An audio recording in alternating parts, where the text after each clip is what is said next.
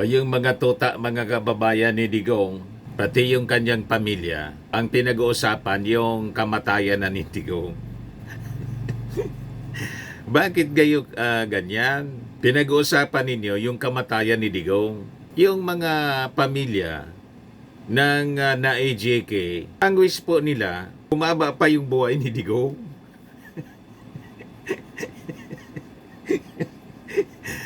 Kahit kami po, ang wish namin po kay Digong, umabot ng 200 yung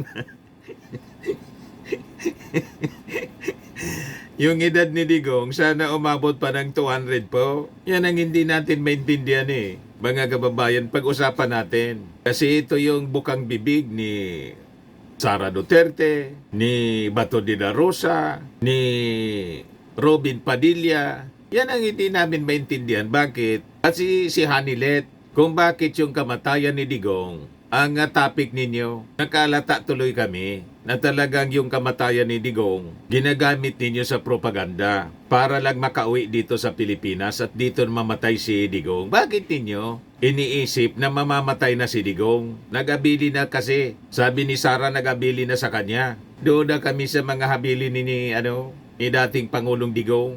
Parang may mali siya. O diba? Ano tingin ninyo mga kababayan? But before natin pag-usapan yung isyong yan mga kababayan, click subscribe muna dito sa ating YouTube channel and hit the notification bell para lagi po kayong updated sa mga kaganapan dito sa ating bansa. Like and share na rin po ninyo ng ating video. At wag na rin po ninyo na skip yung ating mga commercial ads para tuloy-tuloy lang ang pag-unlad ng bagong Pilipinas. Ngayon po, dito muna din tayo sa ating joke time portion. Padala po ni Marlon Marquez, taga Cabanatuan City. Sa isang klinika, pumasok yung nurse. Tinanong yung doktor, sabi ng nurse, "Dok, asa na yung pasyente natin?" Sagot ng doktor po, "Pinauwi ko na niya." Sabi ng nurse, "Bakit po pinauwi ninyo?" Sagot ng doktor, "Pinauwi ko na niya kasi sabi niya, masama daw yung kanyang pakiramdam. Kaya sabi ko, umuwi ka na."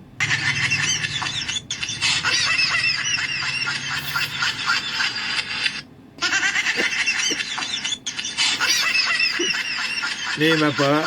Tama yung doktor. Masama yung pakiramdam eh. Pinauwi na.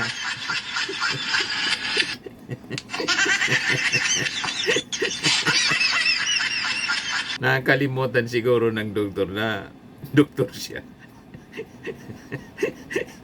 Kaya nga pumunta sa clinic niya kasi masama yung pakiramdam. Ang akala nasa opisina na pag masama ang pakiramdam, pinapauwi na lang mga kababayan.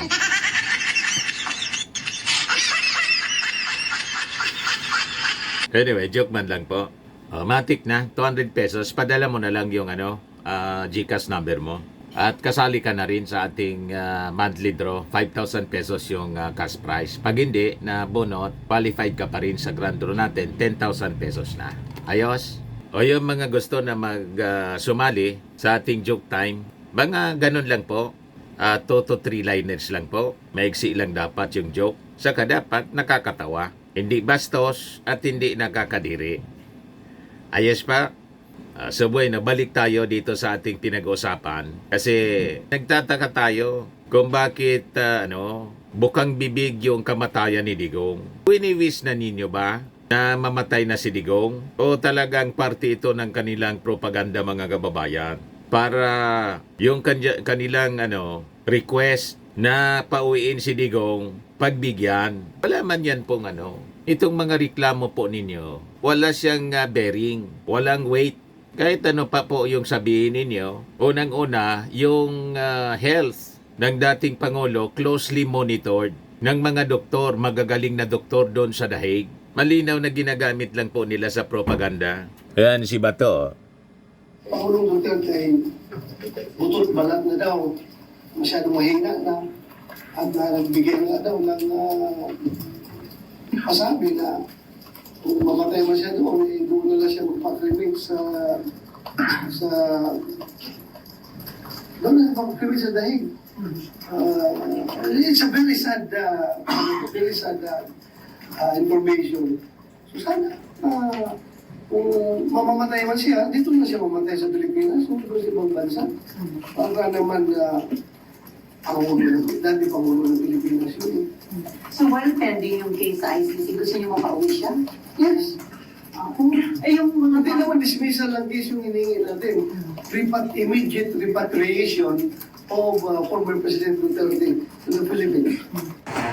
Huwag kami bato. Malabo na pagbigyan yung inyong mga sinasabi. Malinaw na nagpapaawa lang mga kababayan si Digong para makatakas po at makalabas sa kulungan. Ang akala mga kababayan ni Digong at saka ng kanyang mga kasama sa ganong mga kwento, mauuto nila ang ating mga mamamayan at pati yung gobyerno. Malinaw po na drama. Pakinggan ninyo si Anilet. Kumusta health ni PRD Han? Siyempre, walang expect mo na kaya dapat dalian na nila kay unless gusto nilang mamatay dyan, so it's going to be in the hands of CBN. Okay. Do you only God knows, di ba? May 100 years old pa ba yung 80 years old? Meron kami mga pasyente. Ay, grabe. 80 years old, let's be realistic. Napansin ninyo, ang lisan niya, mamatay sa in the hands of BBM. Bakit in the hands of BBM? Ano man ang paki ni PBBM? Si Digong po, wala man sa kamay ng ating Pangulo, nasa kamay ng mga judges ng ICC. Di ba po? Talagang ang tinuturo nila, yung ating Pangulong Bongbong Marcos. Kaya tayo, parang silang sirang plaka rito. Paulit-ulit din nating pinapaliwanag ng kaso ni Digong, nag-ugat po sa kanyang EJK, Crimes Against Humanity, final sa kanya ng mga pribadong complainants, yung pamilya ng mga biktima. And it was filed 2017. Wala pa sa poder yung ating Pangulong Bongbong Marcos. Paano nakulong at saka in the hands of BBM yung sinasabi ni Hanilet? Malinaw po na panggatong para ilagay ang blame sa ating Pangulong Bongbong Marcos. Walang kinalaman ang ating Pangulong Bongbong sa kaso ni Digong sa ICC. Hindi siya tumulong para file ng kaso. Nagkataon lang siya, presidente na, nag-ilabas yung warrant of arrest, ipinadaan sa Interpol. So we are obligated to cooperate with the Interpol. Ang gusto nilang mangyari, huwag tayo mag-cooperate sa Interpol. Ano sila? Siniswerte? Yun mga kababayan ang mali dito sa mga ginagawa nila. Tapos pinapalabas nila na malapit nang mamatay si Digong. Bakit? Kontrolado ba ng ating Pangulong Bongbong ang buhay ni Digong?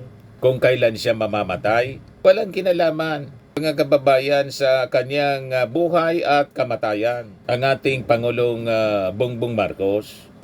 Imagine that statement mga dapat dalian na nila unless gusto nilang mamatay dyan. Kung magka-demand, dalian na daw. Mag-petition kayo sa ICC. Di ba may mga abogado kayo? Nandiyan si Kaufman. Mag-petition kayong lumabas na si Digong. Makalabas, pagbigyan yung kanyang request. Yung interim release niya, denied nga eh. Denied ng mga bansa. Wala pang application. At saka yung interim release kasi, inassume na nila na yung prosecutors hindi ko kontra. Hindi man pala alam ng prosecutor. Ayun, biglang pumalag yung prosecutors po, ICC prosecutors. Kinontra. Yan kasi, nasanay kasi kayo sa ugaling assuming. Ina-assume ninyo agad-agad. Nasanay kayo dito sa Pilipinas. Napodiroso kayo. Bawat ginusto ninyo, nangyayari. Ibahin ninyo sa ICC. Doon may procedure na dapat sundin. May rules. Nasanay kasi kayo dito sa Pilipinas, dinidiktan yung lahat. Pati husgado, hindi makagalaw. Pati yung mga fiskal. Di ba? Tapos sabi dito ni Robin Padilla, kapakanan ng inang bayan ang intensyon ng resolusyon sa pagpapauwi kay Tatay Digong, hindi politika. Di ipasa mo muna. Yung draft resolution mo, hindi pa nga yata nakafile. Trinay nang i-file, mga kababayan, hindi man tinanggap ng Senado. I-file mo muna, ipasa na ninyo. Tingnan natin kung makapasa sa Senado. O ngayon, yung resolution ninyo, halimbawa pa na ipasa kasi marami kayong magkakampi dyan sa Senado. Ang tanong, papayag ba yung ICC? Resolution, wala mang force ang resolution. The force of a law. At yung ICC, hindi man natin sakop na, hindi man tayo member. Kasi tinanggal ni Digong yung membership At malabo itong sinasabi ninyo na kapakanan ng bayan ang intensyon para maiwi si Digong. Wala man paki dyan yung mga mamamayang Pilipino. Ang may paki lang yung mga supporters ninyo. Pero the majority of the Filipino people, wala man paki. At hindi yan para sa kapakanan ng ating bayan, kundi kapakanan ninyo. Paano maging kapakanan ng bayan? Yung leader na yan, ang kaso, crimes against humanity. Ang tingin ng mga tao, salot sa lipunan. Di ba? Crimes against humanity ang kaso. Ang krimen po ay salot. Pagawa ng krimen. Di ba? Yan sabi ni Robin. Kapakanan daw, hindi politika. Tanging reconciliation lamang ang daan para umasenso ang Pilipinas. Hindi ang nakaugalian ninyong paninira. Style nyo bulok, payag pa niya. Lahat baliktad yung sinasabi ninyo. Iyong kampo ninyo ang walang tigil sa paninira. Ang tawag sa ating Pangulo, bangag. Ngiwi, ngiwi, ngiwi, botod, botod, botod, bangag, bangag, bangag. Yan ang tawag sa ating Pangulo. Si Sara Duterte, tiniraan pati yung 20 pesos per kilong bigas. Pagkaing baboy daw. Lahat baliktad yung sinasabi po ninyo. Walang paninira na maririnig mula sa administrasyon ni sa Kongreso. Walang paninira. Paninira ba yung magsagawa ng investigasyon tungkol sa mga beneficiaries ng confidential funds na lahat chichiriya yung beneficiary? Hindi yon paninira, accountability ang habol ng ating mga congressmen. Yung kasuhan siya dahil sa pagbabanta niya sa buhay ng ating Pangulo, ni First Lady at ni Martin Romualdez, paninira ba yon? That is consequences of her action. Si Digong, sinisiraan ba si Digong? Yung kaso niyang crimes against humanity, consequences ng kanyang mga ginawa nung siya nasa poder. Walang paninira sa kanya. Kung nasira siya at ang buong pamilya ng mga Duterte, ito'y dahil sa kanilang sariling kagagawan. Yan ang malinaw dyan. Sinira nila yung sarili nila. Self-destruction ang ginawa nila. Ang gusto ninyong mangyari kasi, gumawa ng masama, tapos wag lang pananagutin. Hindi man po yan po pwede, ang ganyan. O ito, sinupalpal ni ni Yossi Cruz, Claire Castro, yung tuta nila na si Ari Roque. Sabi ni Yossi Claire, ayaw umuwi kasi wala raw hostisya sa Pinas, referring to Ari Roque. Pero gusto mong pauwiin dito si FPRRD. Wala naman pala niyang hustisya. Diba? Kontra-kontra yung kanilang mga sinasabi. Si Harry Roque, daldal ng daldal. Ayaw daw niyang umuwi dito kasi walang hustisya. Di tama na sa ICC si Digong kasi walang hustisya dito. Kaya yung argumento nila na dapat daw ang trial na lang dito sa Pilipinas kasi may korte naman tayo. Wala ngang tiwala yung mga pamilya ng biktima sa hustisya natin. Sisihin ninyo yung sarili ninyo. Wala nang tiwala panahon ni Digong 2017. Nag-file ng kaso sa ICC kasi nawalan sila ng tiwala sa hustisya ng Pilipinas. Pakinggan natin si Atty. Claire.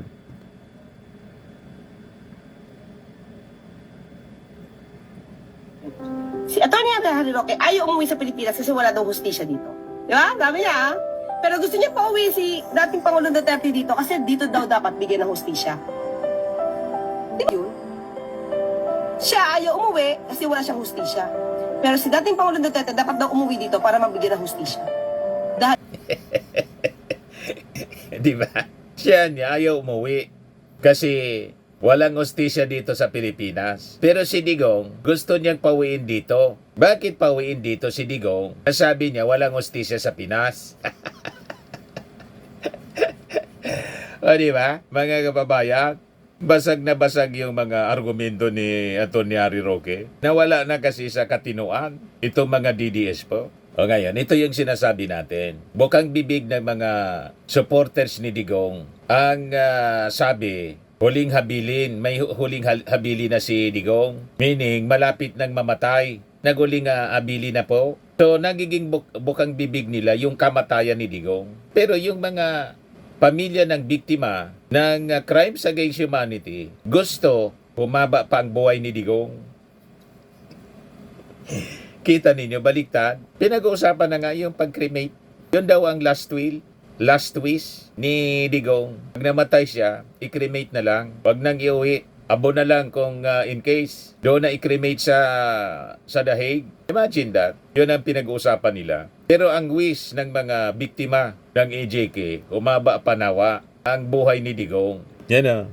Families of drug war victims want Rodrigo Duterte alive to stand trial. Sabi diyan, the irony is not lost on them. Grieving families who once feared for their own lives now quietly hope former President Rodrigo Duterte stays well, if only to one day stand trial before the ICC for his bloody war on drugs.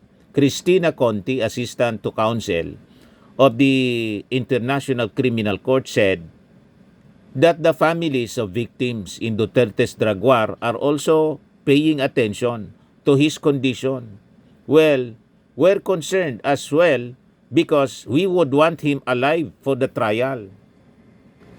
This comes after Elizabeth Zimmerman, Duterte's former wife, implied in recent statements that the former president is having difficulty adjusting to life while in the ICC's detention facility. So nakita ninyo, buti pa yung pamilya ng mga biktima. Ang wish, mabuhay pa ng mahaba para maharap niya yung kaso. Di ba?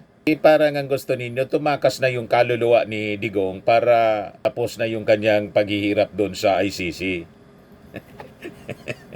Dapat tumaba pa ang buhay ni Digong, mga 200 years. Wala naman na niyang ganun, Mr. Maravillas. 120 ang maximum. Umabot pang 120 years para naman makita niya at mapagsisihan niya. Halimbawa, makonvict siya, mga kababayan. Makapagsisi pa siya ng kanyang mga kasalanan. Di ba? Ganun ang wish. Hindi yung parang gusto na ninyong i-cremate agad si Digong. Di ba? Baliktad yung pag-iisip ninyo. Pero tama yung ating analysis. Ginagamit nila ito na issue at itong huling habilin para magpaawa po. Pagbigyan yung request na interim release. Wala nang kukontra kasi mahina na si Digong. Yan ang ibig sabihin nila dito sa mga pinalalabas nilang mga naratibo. Tama po ang reading natin?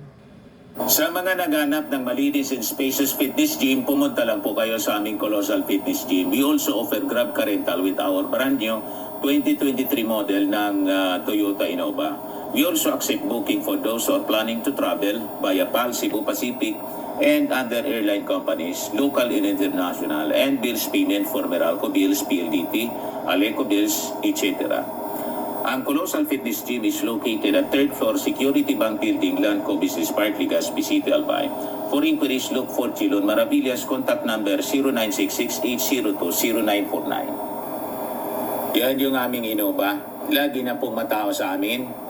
Pati mga foreigners po, tingnan ninyo, mga British tourists sila. Ang lalaki ng katawan na, mga kababayan, nag-gym sa amin. Ito naman po, Indian National. Ito mga mga European sila. Ito naman yung bago naming product na binibenta online, Eye Glow Serum. Whitening po siya galing sa South Korea. Tingnan ninyo yung epekto sa aking anak na architect entrepreneur, Riz Maravillas. For inquiries, look for Riz Maravillas on FB. Ito naman po yung bagong Firmax namin, no? Firming and Lifting Cream. Mainam po ito sa mga pains at paninigas ng mga kaso-kasuan. Ito po, Automax Radiant Serum. Sa mukha naman yung application. Anti-aging po siya. You will look 10 years younger than your age. Another product na binibenta namin, mga kababayan, ngayon, barley. Amazing, I am worldwide amazing pure organic barley powder the drink mix from Australia. Pwede po kayo magnegosyo nito. Mag-message na lang po yung mga OFW na gusto magnegosyo. Magandang business po ito, mga kababayan. Ang mga health benefits po niya, boost immunity, improves digestion, enhances energy levels, packed with antioxidants, prevent cancer. Sa mga inquiries ninyo, dumiretso na lang kayo sa messenger ng aking anak na architect entrepreneur, Riz Maravillas. Ako, kami ni Mrs. distributor na rin po nito. Napakagandang product kasi po siya. Mabenta po siya. Pwede ninyong ibenta online tulad ng ginagawa namin. Sa mga naghanap naman po ng malinis, sa mga naghanap naman po ng mga imported bags and wallets, message nyo po si Ma'am Eileen Rosales, Eileen Closet. Yan mga bag niya, mga kababayan. Based in America siya.